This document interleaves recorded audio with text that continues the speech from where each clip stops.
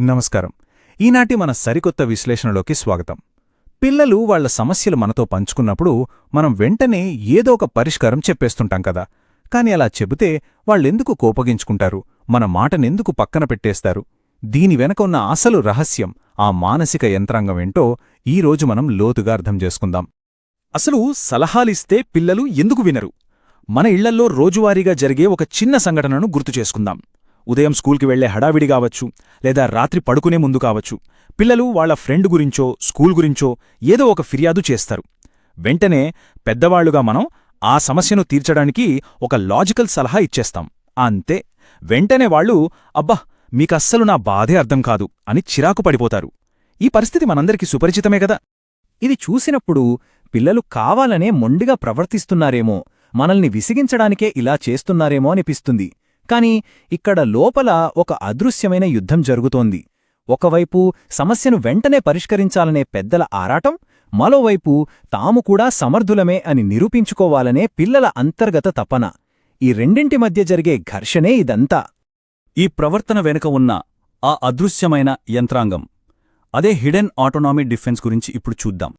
అసలు విషయమేంటంటే, మనం అడగకుండానే ఇచ్చే సలహా వారిమీద మనకు నమ్మకం లేకపోవడాన్ని సూచిస్తుంది. మనం వెంటనే ఒక పరిష్కారాన్ని ముందుకు తెచ్చినప్పుడు పిల్లల లేత నాడీ వ్యవస్థ దాన్ని ఒక సహాయంలా చూడదు. బదులుగా తమ సామర్థ్యం మీద, తమ స్వాతంత్ర్యం మీద జరిగిన ఒక దాడిగా వాళ్లు ఫీలవుతారు. వీళ్లకు నా మీద నమ్మకం లేదు అని అనుకుంటారు. ఇది కేవలం పెంపకం సమస్య కాదు సుమా, ఇదొక ఎమోషనల్ అండ్ రిలేషన్షిప్ లిటరసీకి సంబంధించిన విషయం. ఈ మొత్తం సైకిల్ ఎలా జరుగుతుందో ఒకసారి గమనిద్దాం. మొదట మన మాటలు వాళ్లను కంట్రోల్ చేస్తున్నట్లు అనిపిస్తుంది. వెంటనే వాళ్లలోని స్వయం ప్రతిపత్తి, అంటే ఆ అటానమీ, తనను తాను రక్షించుకోవడానికి ప్రయత్నిస్తుంది. ఇక వాళ్ల చెవులు మూసుకుపోతాయి. మనం ఫ్రస్ట్రేషన్తో అదే సలహాను ఇంకా గట్టిగా పదే పదే చెప్పినప్పుడు వాళ్లలో ఆ ప్రతిఘటన మరింతగా పెరిగిపోతుంది.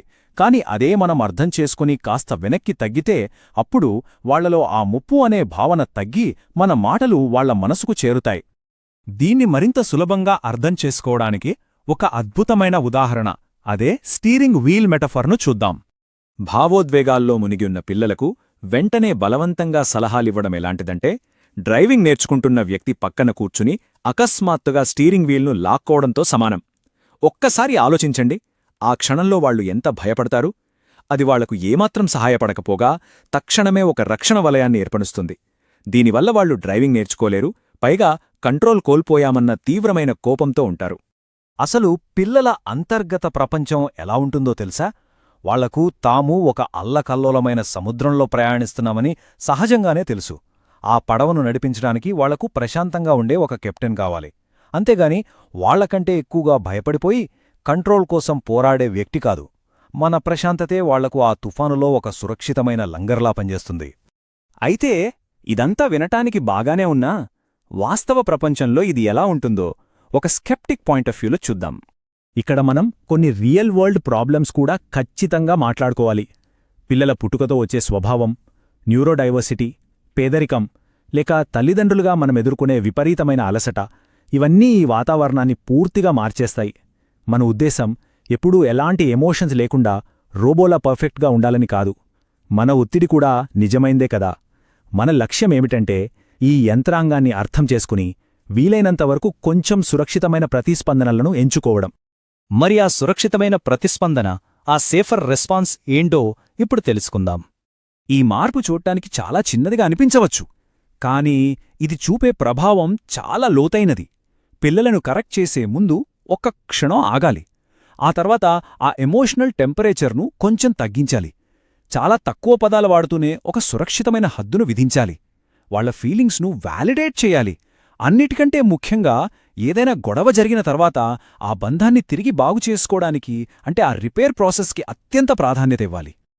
అప్పటికప్పుడు ఏదో ఒక సొల్యూషన్ ఇచ్చేయడం లేదా సారీ చెప్పు అని బలవంతం చేయడం వల్ల ఆ సంభాషణ అక్కడికక్కడే ఆగిపోతుంది.